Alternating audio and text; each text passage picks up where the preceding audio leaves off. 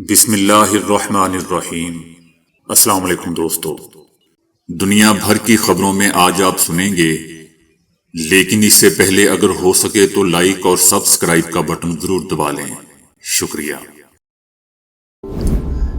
امریکی صدر ٹرمپ کی جانب سے عالمی فوجداری عدالت پر پابندی کے بعد 79 ممالک نے ICC سے اظہار یکجہتی کیا ہے۔ بین الاقوامی فوجداری عدالت کے روم کے آئین کے 79 فریقین بشمول ریاست فلسطین نے ایک مشترکہ بیان جاری کیا ہے جس میں عدالت کی آزادی، سالمیت اور غیر جانبداری کے لیے اپنی مسلسل اور ثابت قدم حمایت کا اعادہ کیا گیا ہے۔ عدالت انتہائی سنگین بین الاقوامی جرائم کے لیے احتساب اور متاثرین کے لیے انصاف کے حصول کو یقینی بنا کر بین الاقوامی نظام انصاف کے بنیادی ستون کے طور پر کام کرتی ہے۔ پابندیاں اس وقت زیر تفتیش تمام مقدمات کو کمزور کر سکتی ہیں کیونکہ عدالت کو اپنے فیلڈ دفاتر کو بند کرنے پر مجبور کیا جا سکتا ہے۔ اقوام متحدہ نے اس بیان کا خیر مقدم کیا ہے جس میں بین الاقوامی فوجداری عدالت کی غیر جانبداری اور آزادی کے تحفظ اور اس کے معاملات میں عدم مداخلت کی اہمیت پر زور دیا گیا ہے۔ اقوام متحدہ نے ان تمام ممالک کا شکریہ بھی ادا کیا جنہوں نے اس بیان کو جاری کرنے میں پہل کی اور ان تمام ممالک کا شکریہ ادا کیا جنہوں نے اس پر دستخط کیے۔ دوستو، دستخط کرنے والے ممالک میں بنگلہ دیش کا نام تو ہے لیکن مجھے بھارت اور پاکستان کا نام کہیں نظر نہیں آیا۔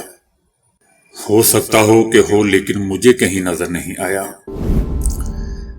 امریکی صدر ٹرمپ نے کہا ہے کہ غزہ کا کنٹرول سنبھالنے اور تعمیر نو کے منصوبے پر جلدی نہیں ہے۔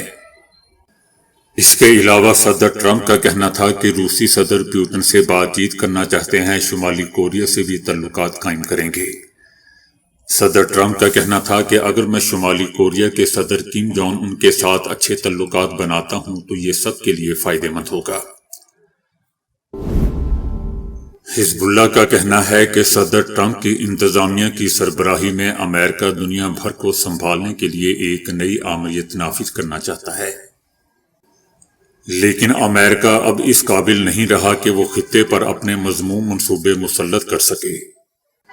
حزب اللہ کا کہنا ہے کہ امریکی ایلچی کی جانب سے ایک کھوکھلی نمائش پیش کی گئی جبکہ اس کے بیانات انتہائی ڈھٹائی پر مبنی اور گستاخانہ تھے۔ حزب اللہ کا کہنا تھا کہ لبنان کے اندرونی معاملات میں غیر ملکی مداخلت کی اجازت ہرگز نہیں دیں گے۔ تجزیہ کاروں کا کہنا ہے کہ اس سال پاکستان کی غیر ملکی قرضوں کی ضروریات 22 ارب ڈالر سے 23.5 ارب ڈالر ہے۔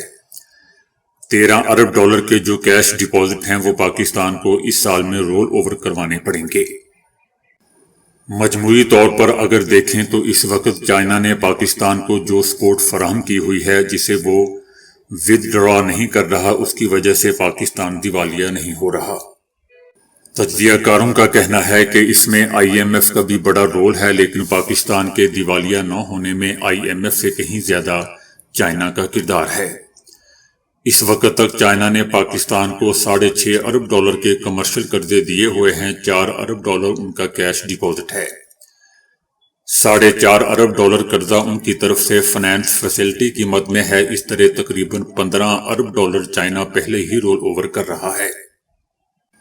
تجزیہ کاروں کا کہنا ہے کہ دوسری طرف امریکی صدر ٹرمپ ایسے اقدامات کر رہے ہیں جس سے دنیا کا گلوبل آرڈر جس کو امریکہ لیڈ کر رہا تھا تبدیل ہونے کا خدشہ ہے۔ اس ساری صورتحال میں چائنا کا کردار بہت اہم ہوگا۔ جماعت اسلامی ہند کے مرکز نئی دہلی میں منعقدہ کانفرنس میں صحافیوں کو خطاب کرتے ہوئے جماعت اسلامی کے نائب امیر پروفیسر سلیم انجینئر نے کہا کہ ہم وقف ترمیمی بل کی شدید مخالفت کرتے ہیں۔ اس بل سے مسلمانوں کے مذہبی اور آئینی حقوق کو خطرہ لاحق ہو چکا ہے۔ جوائنٹ پارلیمانی کمیٹی یعنی JPC نے اپوزیشن کے اعتراضات اور شہریوں کی طرف سے درج کرائے گئے لاکھوں اعتراضات کو بھی نظر انداز کر دیا۔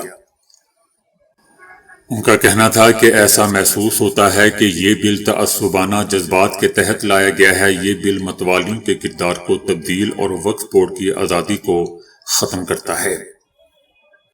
سینٹرل وقف کونسل اور وقف بورڈوں میں غیر مسلموں کی بڑی تعداد میں شمولیت کی گنجائش پیدا کر دی گئی ہے، جو کسی بھی صورت میں قابل قبول نہیں ہے۔ بھارت کے ایک ہاسپٹل میں نرس نے 7 سالہ بچے کے زخموں کو ٹانکے لگانے کی بجائے اسے ایلفی سے جوڑ دیا۔ بھارتی میڈیا کا کہنا ہے کہ یہ واقعہ ریاست کرناٹکا کے ضلع ہاویری میں واقع ایک سرکاری ہاسپٹل میں پیش آیا، جہاں 7 سالہ بچے کو چہرے پر زخم ہونے کی وجہ سے لایا گیا تھا۔ ہاسپٹل میں موجود جیوتی نامی نرس نے بچے کے چہرے کے زخم کو ٹانکے سے جوڑنے کی بجائے ایلفی سے جوڑ دیا۔ نرس نے اپنے اس عمل کا شاندار دفاع کرتے ہوئے کہا کہ بچے کے چہرے پر نشان نہ آئے، اس لیے اس نے ایلفی کا استعمال کیا۔ تاہم نرس کی لاپرواہی کی وجہ سے بچے کے والدین نے اس کے خلاف مقدمہ درج کروا دیا۔ بھارتی میڈیا کا کہنا ہے کہ ہاسپٹل انتظامیہ نے نرس کی شاندار کارکردگی پر میڈیکل قوانین کی خلاف ورزی پر سزا دینے کی بجائے اسے دوسرے ہاسپٹل ٹرانسفر کر دیا۔ تاہم جب معاملہ حکومت کے علم میں آیا تو نرس کو نوکری سے برطرف کر دیا گیا۔ امریکہ کی جانب سے ایران پر عائد پابندیوں پر رد عمل دیتے ہوئے ایرانی سپریم لیڈر آیت اللہ خامنائی نے امریکہ کے ساتھ دوستوں مذاکرات نہ کرنے کا اعلان کر دیا ہے اور کہا ہے کہ امریکہ کے ساتھ مذاکرات اب سمجھداری اور قابل احترام نہیں ہوں گے۔ ایرانی سپریم لیڈر آیت اللہ خامنائی کا کہنا تھا کہ مذاکرات سے انکار کی وجہ یہ ہے کہ ہمارا تجربہ ہمیں یہ بتاتا ہے کہ ایران نے ماضی میں بھی بہت سی رعایتیں دی، مگر امریکہ نے ان معاہدوں کو توڑ دیا۔ ایسی حکومت کے ساتھ بات چیت نہیں ہونی چاہیے۔ سپریم لیڈر خامنائی کا کہنا تھا کہ اگر امریکہ نے ہماری سلامتی کو خطرے میں ڈالا تو ہم ان کی سیکیورٹی کو خطرے میں ڈال دیں گے۔ دوستو، یاد رہے کہ ٹرمپ نے ایران پر مختلف پابندیاں عائد کر دی ہیں، جس میں ایران کے تیل کے نیٹ ورک کو بھی نشانہ بنایا گیا ہے۔ اڈانی گروپ کے چیئرمین گوتم اڈانی نے اپنے بیٹے جیت اڈانی کی شادی سادگی سے کر کے مثال قائم کر دی۔ گوتم اڈانی نے شادی پر خرچہ کرنے کی بجائے 300 ارب بھارتی روپے سے زائد کی خطیر رقم مختلف سماجی منصوبوں کے لیے عطیہ کر دی، جو صحت، تعلیم اور ہنرمندی کے فروغ کے بڑے منصوبوں پر خرچ ہوگی۔ شادی سادگی سے انجام پائی، جس میں صرف قریبی رشتہ دار اور دوست شریک ہوئے۔ سیاستدانوں، کاروباری شخصیات اور فلمی ستاروں سمیت کوئی بڑی شخصیت مدعو نہیں کی گئی۔ گوتم اڈانی نے ایک اور منصوبہ بھی متعارف کروایا، جس کے تحت ہر سال 500 معذور نئی نویلی دلہنوں کو 10 لاکھ روپے مالی امداد دی جائے گی۔ گوتم اڈانی کے اس فلاحی اقدام کو دوستو دولت کی نمود اور نمائش کی بجائے سماجی بھلائی کے لیے مثال قرار دیا جا رہا ہے۔ دوستو، یاد رہے کہ گزشتہ برس بھارت کے مکیش امبانی نے بھی اپنے بیٹے کی شادی کی تقریبات پر اربوں ڈالر کی خطیر رقم خرچ کی تھی، مگر گوتم اڈانی نے بالکل اس کے برعکس عمل کیا ہے، جو دونوں کی ترجیحات کو واضح کرتا ہے۔ نئی دہلی اسمبلی کے انتخابات میں حسب معمول حسب توقع بی جے پی نے تاریخی کامیابی حاصل کر لی۔ بی جے پی نے 70 میں سے 47 سے زائد نشستیں جیت کر دہلی میں 27 سال بعد حکومت بنانے کی راہ ہموار کر لی۔ الیکشن میں عام آدمی پارٹی کو بڑا دھچکا لگا ہے، جبکہ اروند کیجریوال اپنی روایتی نشست بھی ہار گئے۔ بی جے پی کی اس جیت کو دہلی کی سیاست میں ایک بڑا موڑ قرار دیا جا رہا ہے۔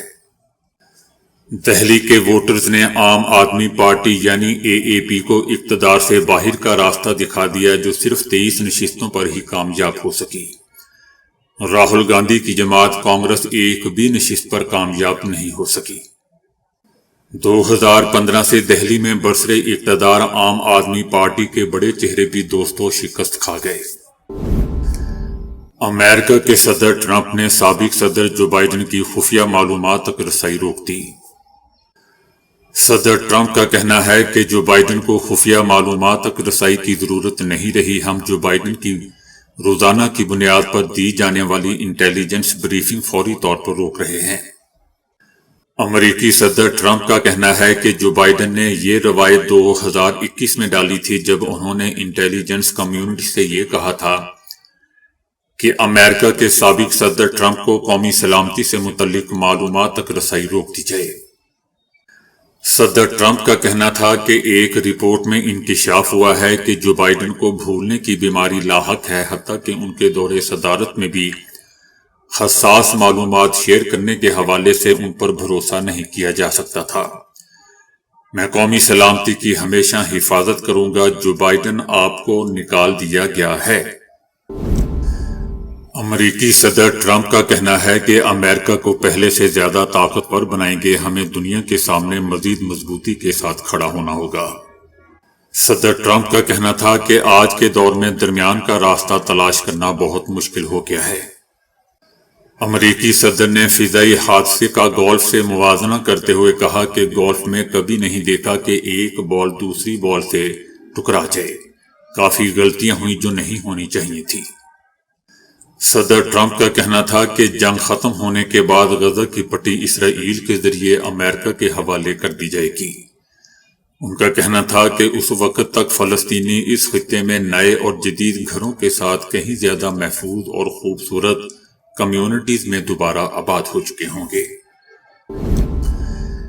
عمران خان نے chief of army staff general Asim Munir کو دوسرا کھلا خط لکھ دیا ہے۔ عمران خان کی جانب سے army chief general Asim Munir کو لکھے گئے خط میں کہا گیا کہ میں نے ملک اور قوم کی بہتری کی خاطر نیک نیتی سے آرمی چیف کے نام کھلا خط لکھا ہے۔ میں نے جن 6 نکات کی نشاندہی کی ہے ان پر عوامی رائے لی جائے تو 90% عوام ان کی حمایت کریں گے۔ خط میں عمران خان نے لکھا کہ الیکشن کے نتائج تبدیل کر کے حکومت قائم کی گئی، عدلیہ پر قبضے کے لیے پارلیمنٹ سے 26ویں آئینی ترمیم کروائی گئی، ظلم اور جبر کے خلاف اٹھنے والی آوازوں کو بند کرنے کے لیے عجیب و غریب قوانین متعارف کروائے گئے۔